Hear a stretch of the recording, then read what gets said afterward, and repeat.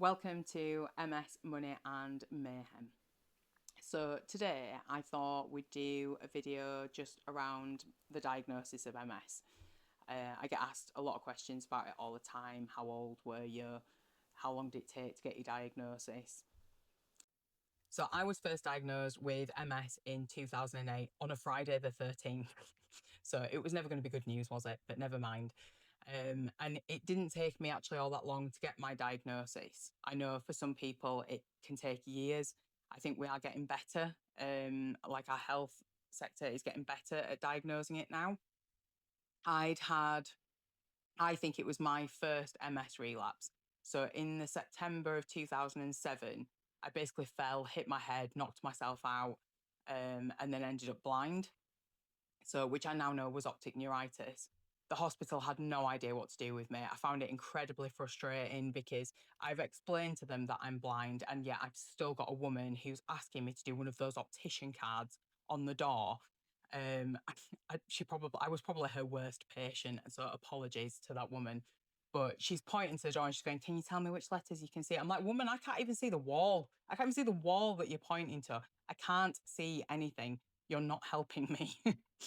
So I did get very ratty. I did end up signing myself out of the hospital because I did not see the point in being there when they'd said to me, "It looks like you've had a concussion. You've caused some inflammation to your optic nerve. Get a bag of frozen peas on the back of your head, and I'm sure that will take the swelling down and your eyesight will come back." So I was like, "Give me the piece of paper that I can sign so that I can go home and I don't have to stay here." And then I had to get somebody to put my hand on the piece of paper where I needed to sign. It was ridiculous, absolute palaver. So I think that was my first MS relapse, but obviously it got put down as a concussion. Then in the February the following year, so 5 months later, I was walking from the car park down to my office, and all of my right hand side went numb. Um, People in the office had a mad panic because I was 22 and a half stone. They thought I was having a stroke. I had way too much on that day to be dealing with a stroke. I had invoicing and payroll to do, which, time sensitive. So I waited until after work, went to one of the like treatment centres that you can just walk into. Went there, had a chat with somebody. He said that he didn't think that there was anything too serious going on, and just to book in with my GP for some routine blood test doing just to see if they could figure out what was causing it. So I did the next day, had some bloods done, and it was the nurse that was like, "It's not normal that I'm, like stabbing you with a needle and you can't feel it. I think we need to get you in to see somebody." So I ended up going into hospital. They admitted me, and I was in for 2 weeks, I think. And it was really weird because for the first few days they were testing me for diabetes. Hilariously, I turned around and said, "Oh no, I don't want diabetes because I don't like needles." Little did I know I was going to end up with MS and had to do interferon injections 3 times a week for a few years. That was horrific. But yeah, me sat there going, "I don't want diabetes, don't like needles." Um, and then for a 24-hour period, one of the consultants that came to see me said that he thought I had a brain tumor. And so for 24 hours from 10 a.m. that day that he told me that until 10 a.m. the next day when I was actually told that it was just a brain infection, I thought I had a brain tumor. And then obviously the consultant came around the next day and said to me, "Nope, so we've gone through everything, MRI results back, and we think you've had a brain infection or you've had an infection, it's gone to your brain. And so what we're going to do is just give you 3 days of steroid infusions and then we'll send you home." And it's really frustrating because when you're going into a hospital, you go in because you're not well, you then have treatment or they look after you, they do whatever. You kind of expect that you won't be going home until you're back to normal, like whatever your normal is. And obviously, I didn't. I didn't go home normal. I went home still with all of this numb feeling on my right hand side and not knowing what was going on, other than apparently I've had a brain infection. So he'd given me his contact details, the consultant, and said, "If anything happens again, feel free to get in touch." So I go home. Obviously, he knew. So he knew from that point, looking at my MRI, I had MS. And for whatever reason at that time, they used to wait until you'd had two separate relapses before they would diagnose. I don't think they do that now. I think now they'll do like lumbar punctures, MRIs, and if they can show that it's MS, they'll diagnose at that point. But for me, it was a go home and see what happens.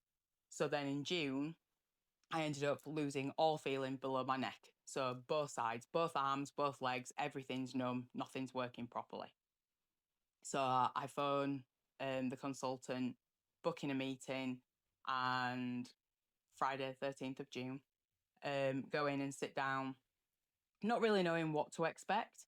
Um, and then he said, "Yeah, I can confirm it now that this is a separate instance to what you had before, and we believe that you've got multiple sclerosis." And then it it hits you like a ton of bricks because I was 26 at the time. I'd been married 3 years. I'd got all these big plans for what? Sorry, I get emotional. You wouldn't think I would you? Like 18 years down the line, but you do. Um, but yeah, I was 26. I'd been married 3 years. I'd got this plan for having all these kids. Um, gonna have this great career. I'd like literally got everything mapped out, and then because I worked in healthcare, I think that's what made it worse. Because I worked in healthcare, I was providing staff like support workers and nurses to people with MS. Obviously, me not knowing then that actually most of those clients probably had primary progressive and not relapsing remitting, which is what I was diagnosed with. But I didn't know the difference then. It was just MS. So I was just thinking, my life is just over. Like you get like, for me, I had this huge like sense of guilt of how is this going to impact on my husband, how is it going to impact on my family, just heartbreaking. And then I don't think I paid an awful lot of attention to half of what he was saying. The things that kind of stood out for me was that obviously there was a chance that I was going to be in a wheelchair within 10 years of diagnosis.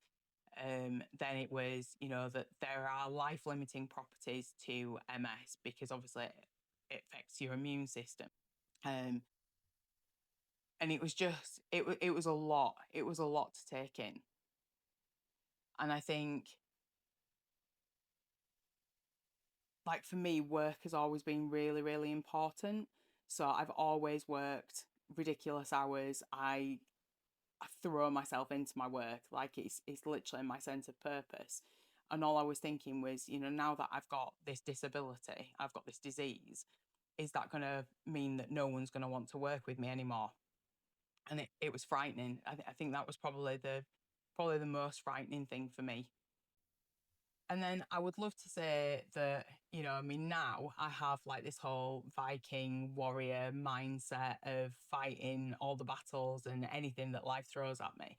And I have a very positive outlook. I do come across as a very confident woman. I'm generally pretty happy.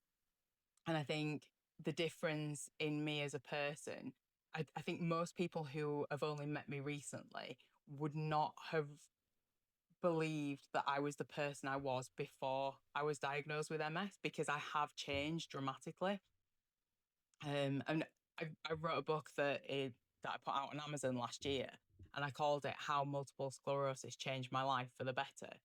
And I have people saying to me, is that like some kind of irony? And I'm like, no, no, it actually has. Like, don't get me wrong, I don't like my MS. I don't like, not knowing what my body's going to be capable of from one day to the next. I don't like the pain. I don't like all the drugs that comes with it. But at the same time, it gave me a really great perspective on life because it made me reassess everything. What's important to me? What do I want to do with my energy and my time, and who are the people that matter to me the most?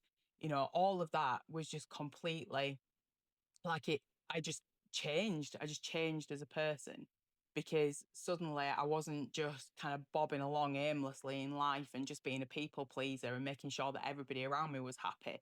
I was now going, actually, do you know what? No, I'm taking control back of my life because I've had something attack me and try and take over. And so now I'm going, actually, no, this is my life and this is what I want it to look like. So it did give me that warrior spirit.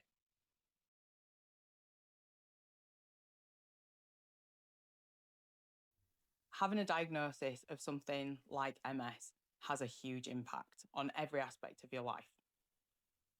But it doesn't have to always be negative. So, as I said in my previous video, life is all about us either fighting for what we want or accepting less than we deserve. And we don't do that here. It's only victory or Valhalla.